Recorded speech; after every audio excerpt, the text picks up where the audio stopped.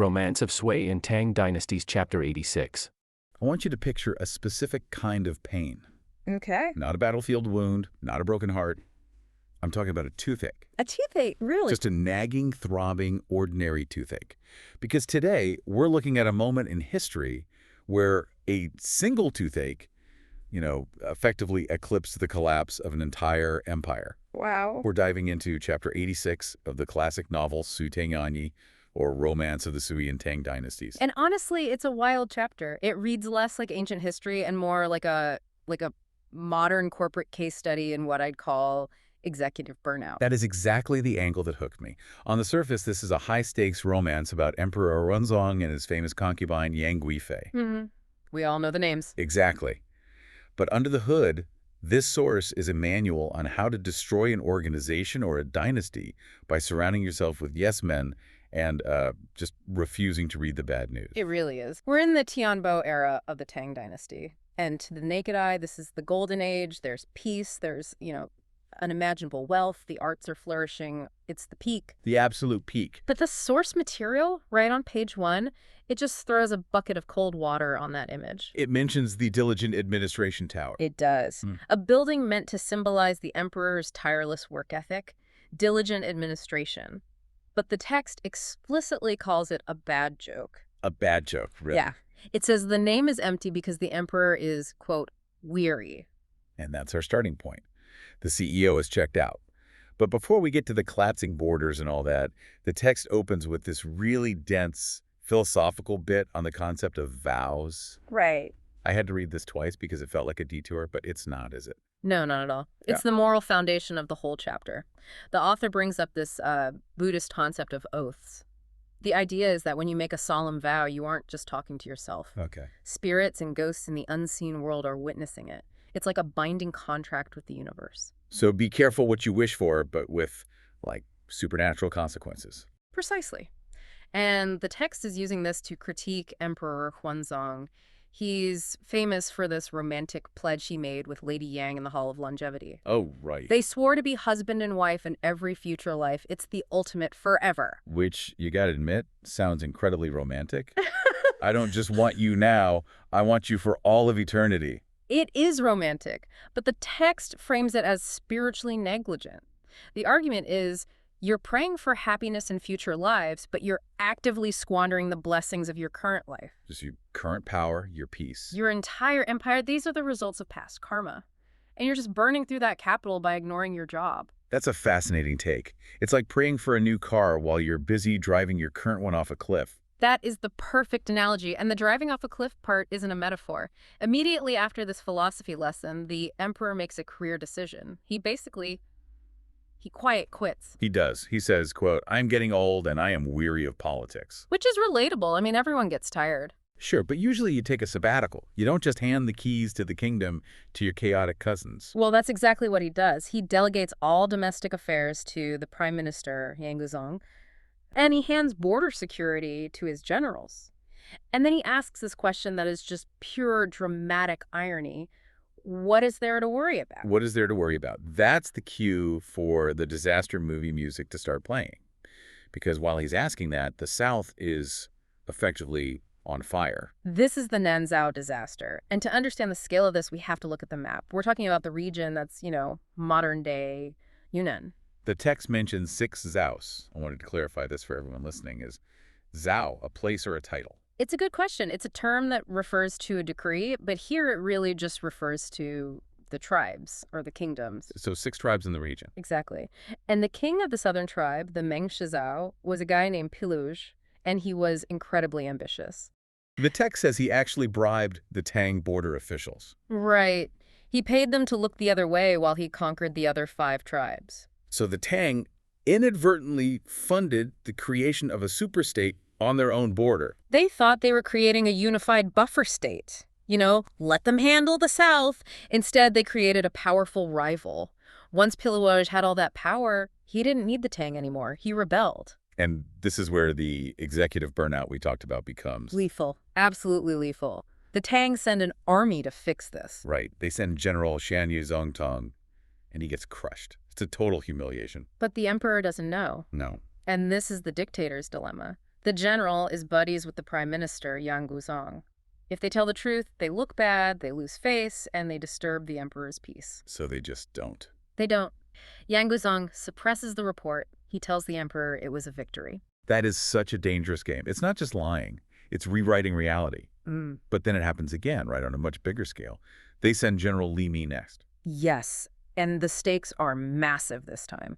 Li Mi marches south with 70,000 troops. 70,000. That is a city on the move. And the text is brutal here. It says they were completely wiped out, the entire army. Gone. 70,000 families losing a father or a son. In any functioning government, the alarms would be ringing off the hook. Every news outlet would be screaming. But in the Tang court, silence. Yang Guzong hides the defeat again. He reports another victory. Unbelievable. So you have this terrifying information vacuum. The emperor is sitting in his palace, genuinely believing his borders are secure, believing his generals are invincible, while the empire is just bleeding out. The text says, no one dared speak the truth. Because the mechanism for truth has been completely broken. If you speak up, you're not just reporting news. You're attacking the prime minister and ruining the emperor's retirement. Exactly. You become the problem, so everyone stays quiet. But the south isn't even the biggest threat. While the emperor is ignoring Yunnan, there's a much bigger shark swimming in the water. An Lushan. An Lushan. We have to talk about An Lushan. Even if you don't know Chinese history, you might know this name. He is the big bad of the era. He is. At this point in the story, he's a general controlling 3 massive border regions, Fanyang, Pinglu, and Hedong. He commands the most battle-hardened troops in the entire empire. And unlike the disaster in the south, someone actually tries to warn the emperor about this one. Yes, the eunuch Gao Lishi. Now, eunuchs often get a bad rap in historical fiction as the villains, but here, Gao Lishi is the voice of reason. The only one paying attention. He's the only one looking at the dashboard and seeing all the red lights flashing. He tells the emperor straight up, and Lushan has alien ambitions. He's planning a coup. And for a second, it looked like Xuanzang might actually listen. They come up with a plan that I thought was actually pretty brilliant. It was a classic kick-him-upstairs maneuver, proposed by a minister named Wei Jiansu. The idea was to promote An Lushan to a high civil office in the capital, a pingzongshi, which is basically a chancellor role. Right. Congratulations on the promotion. Please report to the head office immediately. Exactly. Leave your army, come get your medal.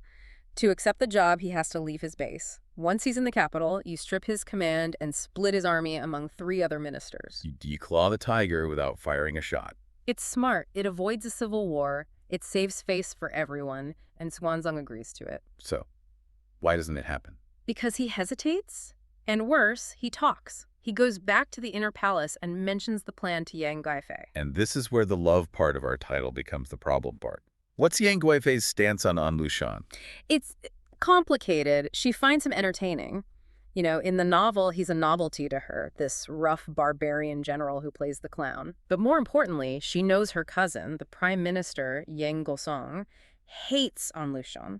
She's worried that if An Lushan comes to the capital without his army, her cousin will have him killed. So she's viewing a national security crisis through the lens of family drama. Precisely. She isn't thinking about the empire, she's thinking about the palace dynamic. So she convinces the emperor to slow down. She suggests sending an observer first to check if he's actually rebellious. Which defeats the whole purpose of a surprise promotion.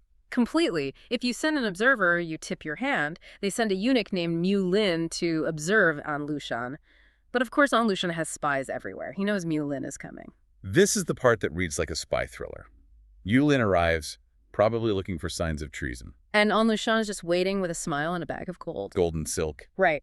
He bribes Mu Lin heavily. So the envoy Mu Lin takes the money, goes back to the capital, and what do you think he reports? He lies. Of course he lies. He says An Lushan is loyal to the country. He has no 2 hearts. And the emperor buys it. He wants to buy it. That's the key psychological point. The lie is comfortable.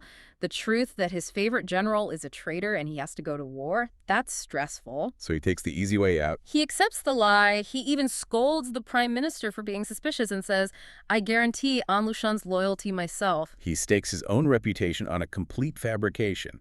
And just like that, the one chance to stop the collapse of the Tang dynasty evaporates. It's gone. And with the An Lushan problem theoretically solved, the narrative shifts gears so hard it gives you whiplash.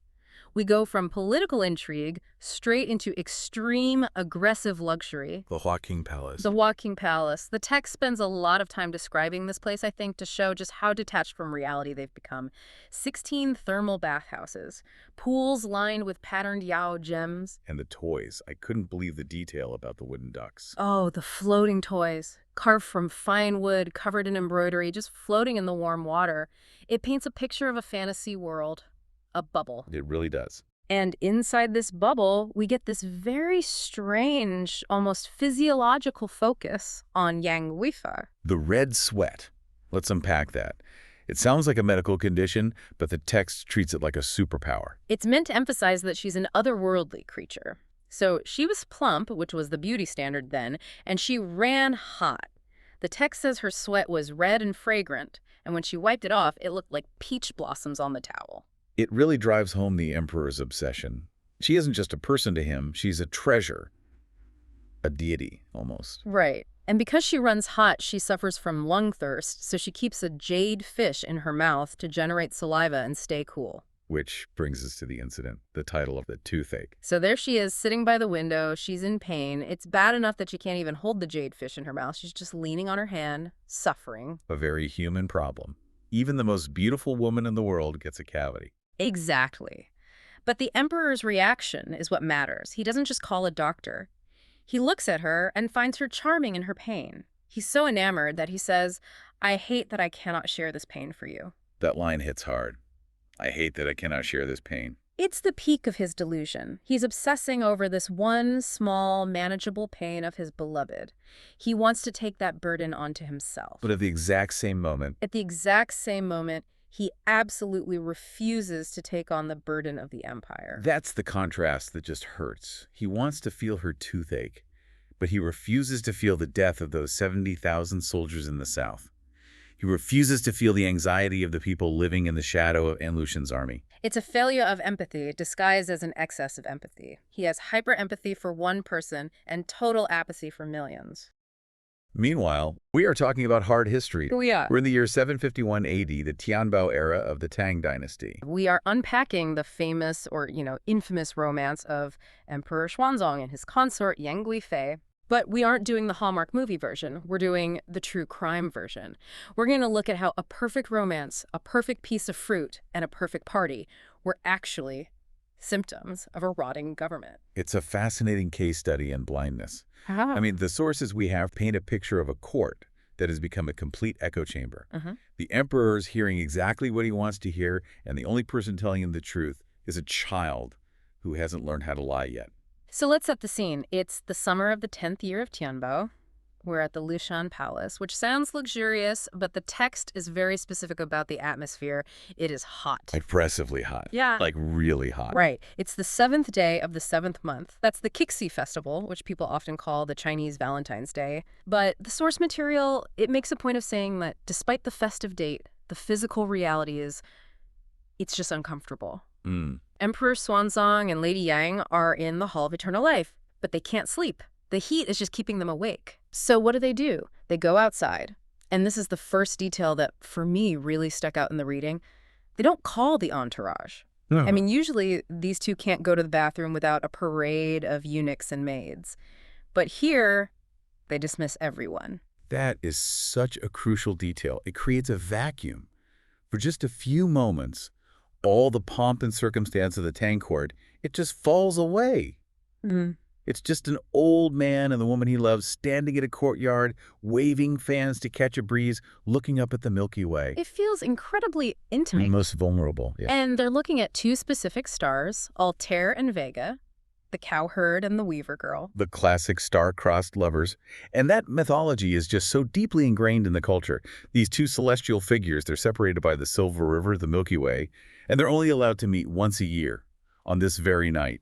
And you'd think, given that it's their date night, Lady Yang would be happy. But she isn't. She looks at these stars and she starts to cry. She has this sudden realization. She says to the emperor, "Look at them. They're apart for a whole year, sure. But their reunion is guaranteed. They're stars. They last forever. But us, we're human. We're going to die. Our party has a deadline." It's a moment of, existential dread piercing the bubble of luxury. She realizes that being the most powerful woman in China doesn't stop the clock. Not at all. And Xuanzang, who is so deeply in love with her, he tries to comfort her. And his logic is fascinating. He says, essentially, I would rather be with you every single day and night and be mortal than be like those stars who live forever but are separated. He's choosing the now over the forever. Mhm. But then human nature kicks in and they try to have it both ways. This is the moment of the vow. The midnight vow. Under the starlight with no witnesses, they pledge to be husband and wife in every future life. They try to bind their souls together for eternity. And the text quotes those famous lines from Baijuzi's Song of Everlasting Regret. I have to read them. They're just too iconic. Please do. In the sky, we wish to be birds flying wing to wing. On earth, we wish to be trees with intertwining branches. It is arguably the most famous romantic couplet in Chinese literature. It's beautiful. But here it takes a very sharp turn.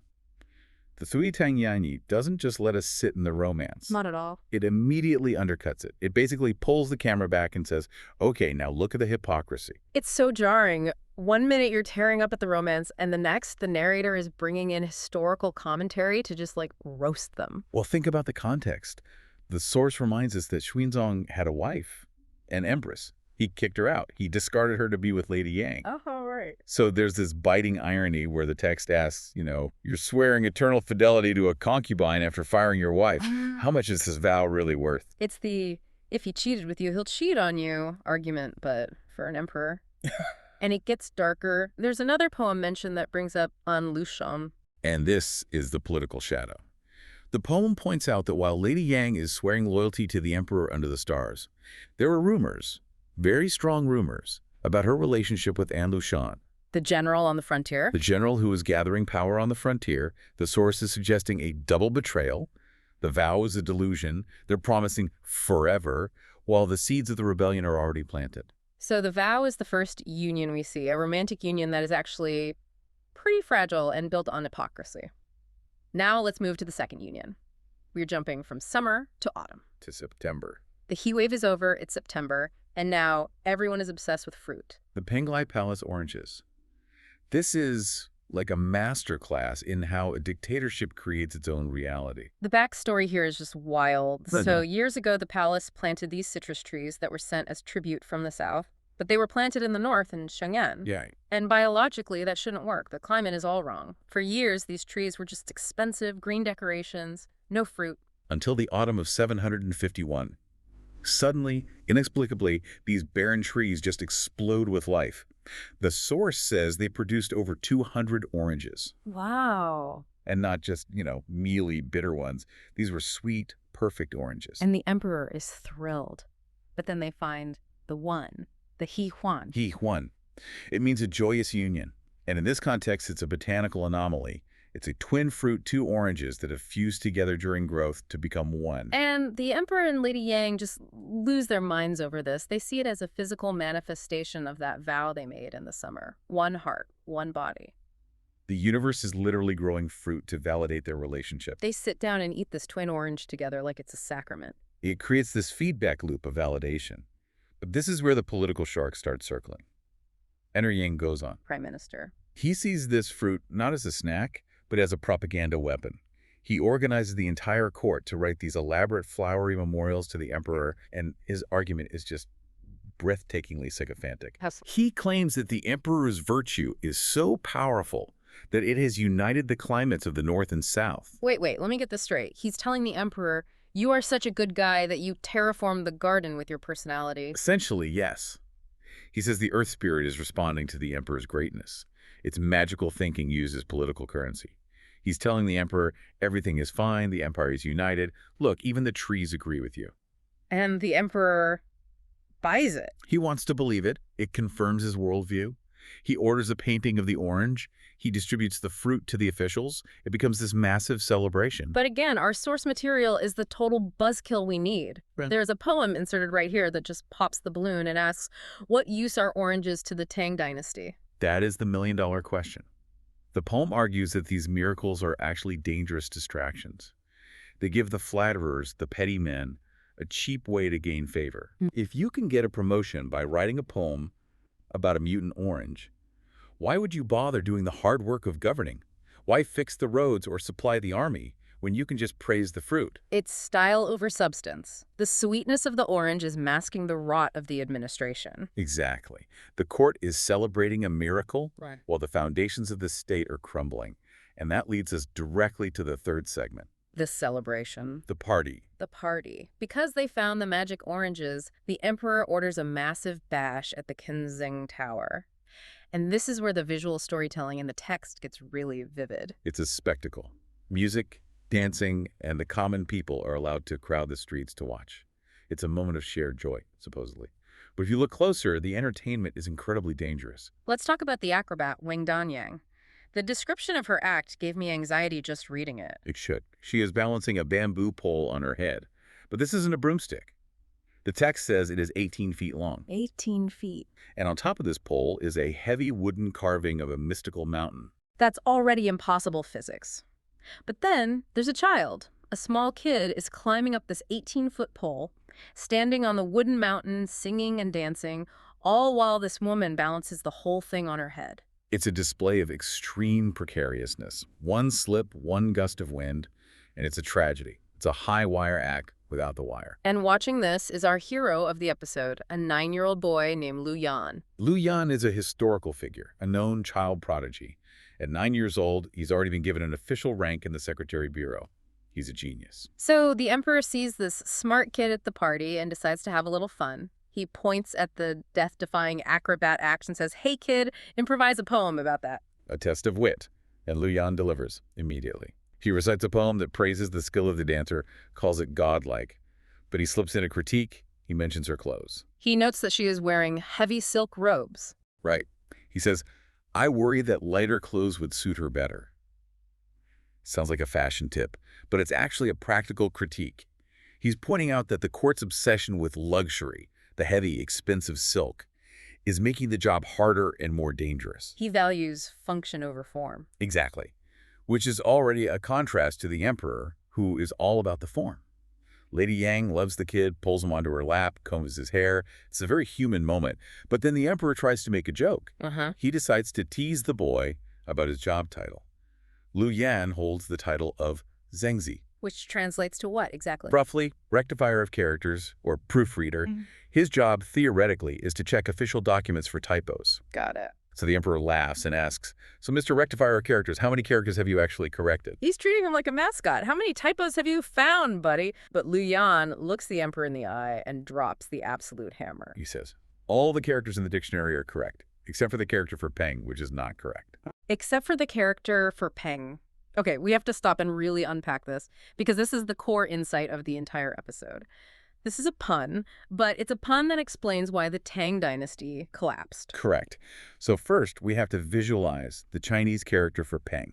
It means friend or companion. It is written with two identical vertical components side by side. Okay. They look like two crescent moons standing next to each other. And in calligraphy, or just in the nature of writing, they often look like they're leaning against one another. Right, exactly. They slant inward, they support each other. So visually, the character is not zeng, it's not upright, it's leaning. So on one level, the kid is just saying, that letter is crooked, but that's not what he really means. No, the double meaning is explosive. Peng also refers to Pengdang, factions, political parties, cliques. So when he says the character Peng is not upright, he is actually saying, Your court is full of cronyism. He is looking at the emperor, surrounded by people like Yang Guzong, who just wrote poems about oranges to get promoted. And he is saying, these people aren't loyal. They're just leaning on each other. They're propping each other up to stay in power. The entire structure of your government is crooked. That's bold. He is calling out the patronage system to the patron-in-chief during a party. It's a devastating critique of the Orange incident. I mean, remember, the Orange was a union that was faked. The Peng character represents a political union that is corrupt. The boy sees right through the glitter and the miracles. He sees the instability. So how does Wenzong react? Does he get angry? Surprisingly, no. He laughs. He thinks it's brilliant. He turns to his attendants and says, this kid is sharp. He rewards him. He rewards him with an ivory tablet and a silk robe. He even creates a prophecy for him. He says, I know that in the future you will be independent. You will never lean on others' doors. So he gets the joke, but he completely misses the warning. Completely. And that is the tragedy. He treats the truth as entertainment. He admires the boy's wit, but he doesn't reflect on the content. He doesn't ask himself, wait, why are my officials leaning? Why is my court full of factions? He just claps and moves on. And the source material has a final word on this, doesn't it? It does. The couplet that sums it all up. To correct the officials, one must first correct the monarch. Wow. If the upper beam is crooked, the lower beams cannot be straight. The emperor is the root of the issue. He's the one allowing the Peng character to be distorted. He is the one rewarding the sycophants with the oranges. He is the one prioritizing his romantic vow over the hard work of ruling. Liu Yan, the 9-year-old, he saw the symptom, the leaning character, but the emperor failed to see that he was the cause. Okay, let's shift scenes. Picture this for a second. You are, without a doubt, the most powerful person on the planet. We're talking the absolute height of the Tang dynasty. The Hai Tang. Exactly. You're Emperor Xuanzong. And you're sitting on top of this incredible structure, the Tower of Diligent Administration.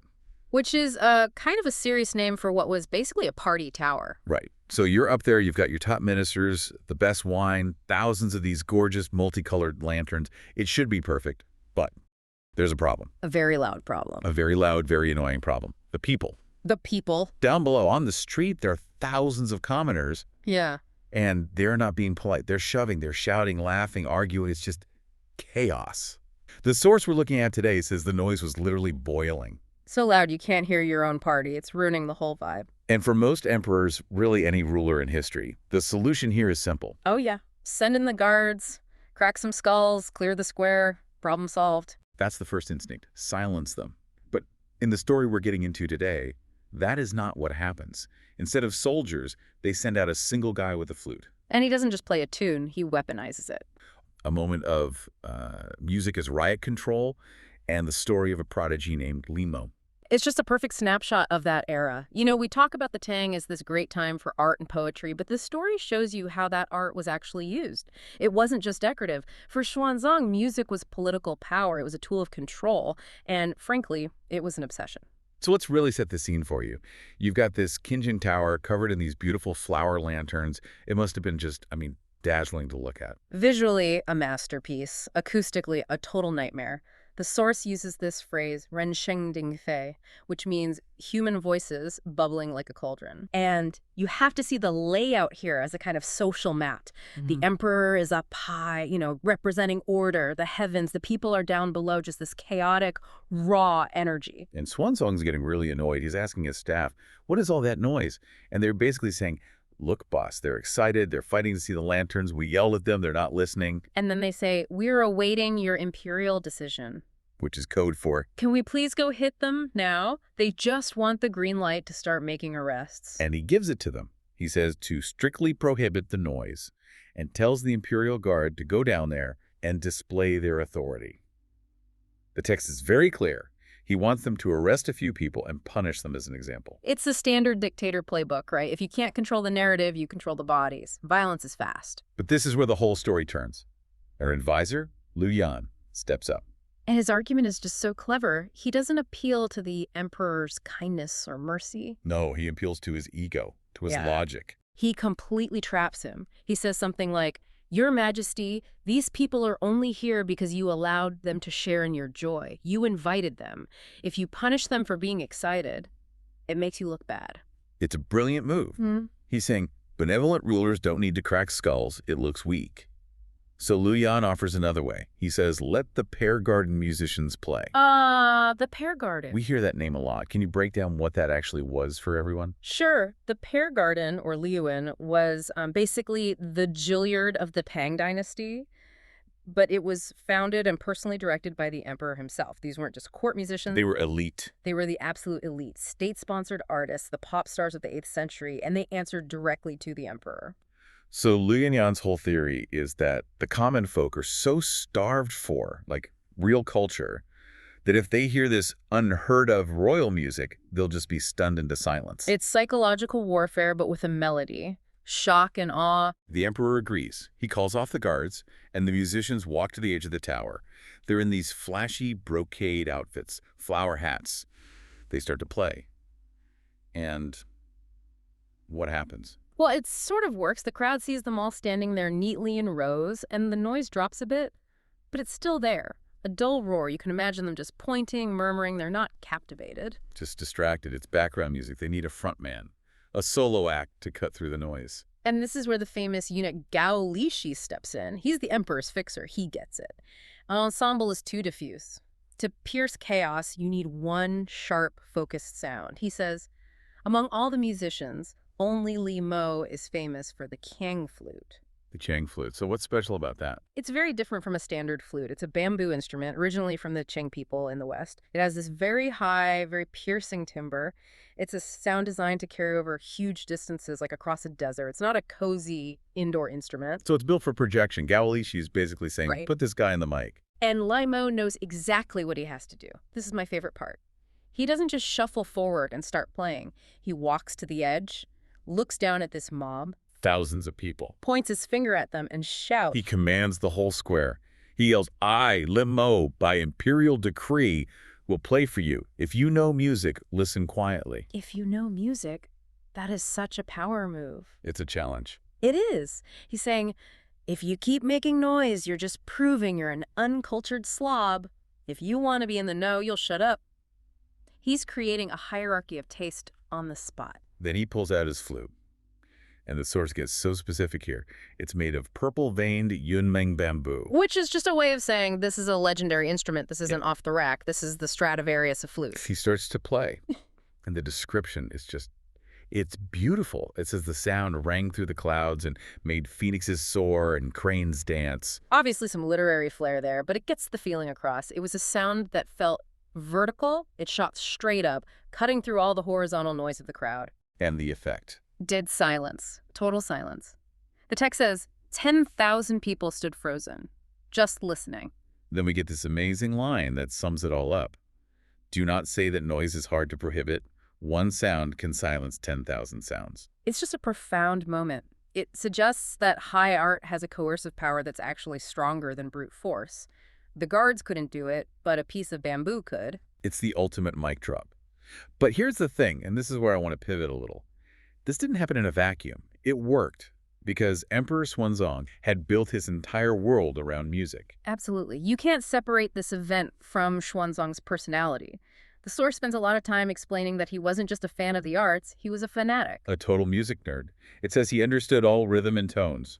He could compose on the spot. But he had these really specific, almost strange preferences, and they tell you a lot about him. For example, he hated the zither, the qin. Which is weird, isn't it? In Chinese history, the qin is like the ultimate instrument of the refined gentleman scholar. Exactly. The qin stands for order, restraint, contemplation. It's quiet, it's intellectual. And Xuanzang couldn't stand it. The text says if he even heard someone playing it, he felt like he had to go wash his ears to cleanse the filth. That is harsh. It tells you everything. He didn't want repression. He wanted expression. He liked dynamic, sensual music. He loved the G drum and the flute. He called them the leaders of the 8 sounds. He was a romantic, not a classicist. And he didn't just listen, he played. There's this incredible story in the source about him basically creating spring with a drum. Ah, the spring light is good story. Yes. This tells you everything you need to know about his ego. So paint the picture. It's early February, the rain has just stopped, he's in the garden, and he sees the willow and apricot buds are just about to burst open. And a normal person would just enjoy the view. But his reaction is, how can I not judge the scenery? Which basically means, how can I not impose my will on this? Right, how can I not get involved? So he tells his favorite consort, Yang Guifei, to get her jade flute. He grabs a drum. And they have a jam session. They play a song he just made up called Spring Light is Good. And the second the drumming stops. The flowers bloom. The leaves have unfurled. Okay, that's some straight-up Disney princess magic right there. But look at his reaction. He turns to his wives and says, does this not make me the god of spring? He's comparing himself to Tiangong, the creator god. And of course, they all bow and agree. But think about that. He honestly believes his sense of rhythm is so perfect, it can control the biology of plants. It feeds this idea that the emperor is the link between heaven and earth. If his art is in harmony, the world is in harmony. He thinks he can conduct reality itself. Which brings us right back to Li Mo, because there's a very specific reason Li Mo was the guy on the tower that night. They share this secret history. It involves a dream and a bit of musical theft. This is my favorite part of the chapter. It's like a little detective story. It all starts with a dream. Xuanzang is taking a nap. He dreams that these beautiful fairies come down from the sky playing a song. A song called Purple Cloud Return. And the fairies tell him, this is immortal music. But since you get it, we'll teach it to you. So he learns it in his sleep. He wakes up, the tune is still in his head. He grabs his flute and practices until he's got it down perfectly. But he keeps it a secret. He thinks, this is a divine gift. It's not for regular people, it's mine. It's his private line to the heavens. He doesn't teach it to anyone. Until a few nights later, he's going out undercover, slumming it with Gail Lishi. They're on a bridge looking at the moon. And he hears a flute in the distance. And it's not just any song. It's Purple Cloud Return. Do you imagine his face? He must have been like, wait, what? I dreamt that song. Who hacked my brain? He's completely stunned. He's like, how is my dream song being played out here? So they go full detective mode. They follow the sound, find the house. The next day, they summon the player. And who is it? A young Limo. The emperor basically interrogates him.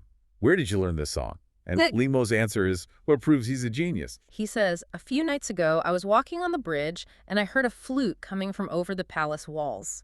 So the emperor was just practicing his secret song by an open window. Yes, but here's the incredible part. Limo says the rhythm was unlike anything from the human world, and get this detail, I used my fingernails to write down the notation. On his fingernails? On his fingernails. He literally scratched the score into his own hand because he didn't have paper, and he was so afraid he'd forget it. That is next-level dedication. That's obsession. Then he went home and figured it out.